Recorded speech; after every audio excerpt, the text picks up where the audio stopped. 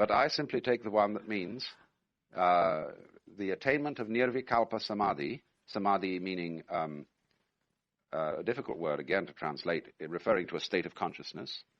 The root of the word sam is related to our word sam, which means therefore complete, an idea of totality, integrity. Samadhi is sometimes translated trance, but that isn't very good. Samadhi is often understood to mean the disappearance of any distinction between subject and object, the knower and the known. And probably that does rather well, because, as I explained yesterday, when, after some time, you have simply allowed your mind to think whatever it wants, and to feel whatever it wants, and to perceive whatever it wants, you become aware of yourself, not as a sort of separate observer, but simply as the flow of experience, so that there is no experience facing an experiencer, or vice versa, but simply a process of experiencing which is unitary, even though it is differentiated, as we speak of sensory differentiations, only you don't call it differentiated. That's a concept. You can't point to the difference between somebody's fingers, because the difference between them is conceptual. The idea of difference is purely conceptual. So, in this state, then, of samadhi, it means it is a state of quietness, because there is no further agitation going on between the process of experience, the panorama of experience on the one hand, and the experiencer on the other, who is either accepting or rejecting or commenting upon the constant flow of nature,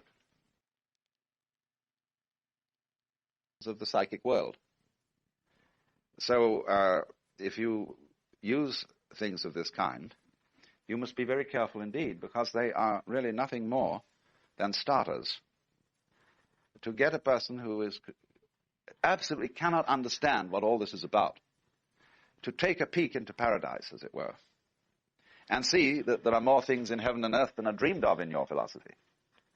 And it is, of course, often the occasion for a person who was really very boring to become quite interested in life, to see that there really is something going on in this world that is extremely exciting. But it's strongly to be advised that once you have seen the point where you understand quite clearly that this whole world is in fact the play of a single energy, and that it has this harmonious property, whatever may be said about things on another level, conflicts, wars, cruelties, diseases, what have you, then it's time for you to stop employing anything so powerful as LSD, and to switch instead to meditation. Because at that point you've had it, you've got the message. And no point going back and back and back. Because when you come down out of a state of consciousness like that, there's a very critical moment as you come down, which is seeing that the real insight doesn't consist in some exotic experience. It consists in the realization that ordinary everyday consciousness is it. That, in other words, if I may put it in the crudest possible terms, that you see quite plainly that what is going on now is what God is doing. And you are that.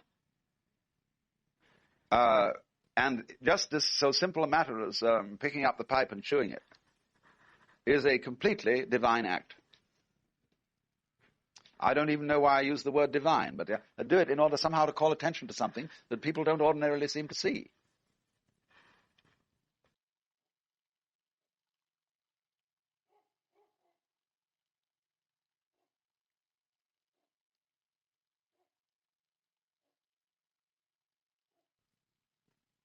So, what one sees then going on is a process of a person becoming aware of a world which is far, far richer than the world as he ordinarily knows it. Why is this? Because the world as ordinarily known is being screened. And the major screening activity results from the fact that throughout our lives we are taught what to experience. And we are not altogether too aware that what is experienced depends on certain social regulations. There are experiences which are taboo. There are experiences which really aren't allowed. And as we are brought up, in the same way that we are taught about gestures, there are certain gestures which are considered uncouth, vulgar, hostile. You don't do that, see? So in exactly the same way, experience is regulated. So if it's like the old joke about the psychiatrist saying to a person, well, do you ever have strange thoughts? Do you ever have weird feelings? Yeah, everybody has strange thoughts and weird feelings. Because the input from our extraceptive and proprioceptive sense organs is colossal. Now, we ordinarily say, and people commonly put it like this, you can't deal with all that input because there's too much of it and it's too complicated. Now, that's not true. It is only too much and too complicated when you try to analyze it and translate it into words. See, let's take a flower. How many things are there in a flower? Well, it depends how many you want to count. It depends how long you want to spend splitting it up and analyzing it under a microscope and giving names to all the wiggles. From another point of view, there aren't any things in a flower. It's all perfectly simple. But that doesn't mean it's not wiggly. Yes, it wiggles very much, but that doesn't make it complicated. It's only when you try to understand it, that is to say, translate it into words or figures, then the flower becomes complicated. The flower isn't complicated. The process of translating it is complicated. So in the same way, how many things you are aware of when you're aware of this room? Well, it depends on how you want to count the things. Now, you play that game where you put a lot of objects, spools of thread, a fountain pen, a bottle of medicine, a saucer and a thimble on a plate and so on, and you expose it for a moment. The person looks at it, then you cover it. How many can they write down? See? That's not the same thing as awareness. That's simply a kind of intellectual dexterity.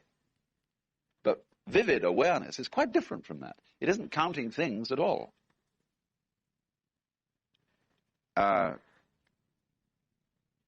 But it comes up, you see, when the mind is quietened, and when the process of thinking, which is the way we manufacture things, is suspended. Then, of course, if you're not thinking about the world, the difference between the knower and the known simply disappears, because that's conceptual. In the nirvikalpa, or non-conceptual state, there is no difference. Also, in a way, there's no unity, because unity is also a concept. That's what is meant by the Zen word mu. It doesn't mean nothing. It means no thing. Neither one thing nor many things. There's another koan saying, when the many are reduced to the one, to what shall the one be reduced? It's also called, this state of things is called, in Sanskrit, tathata, which means approximately thusness, thatness, or suchness.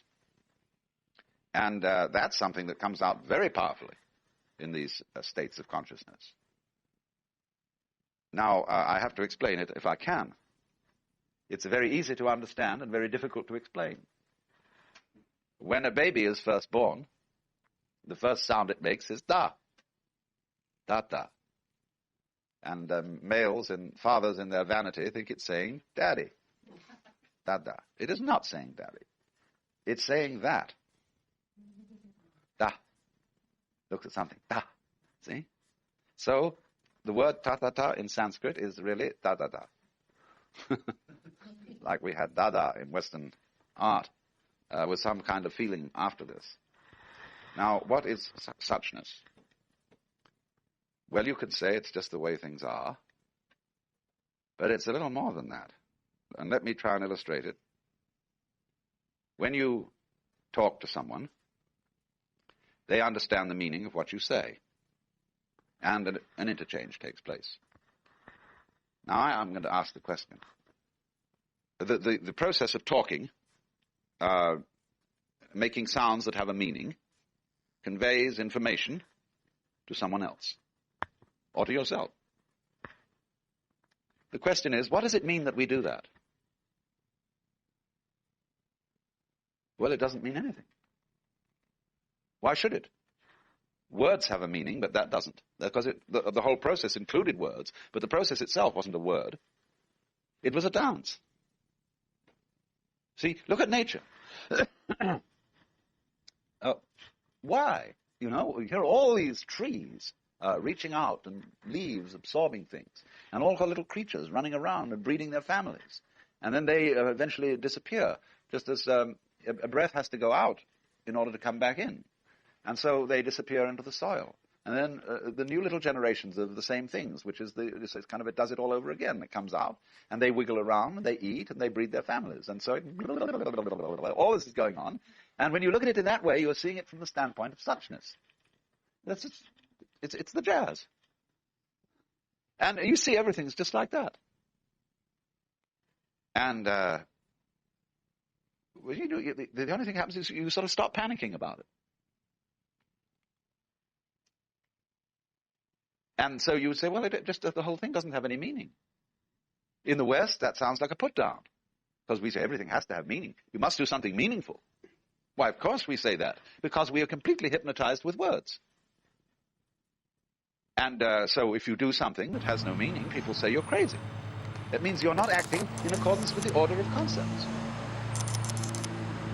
But lots of people love it. People get away with doing things that are completely meaningless.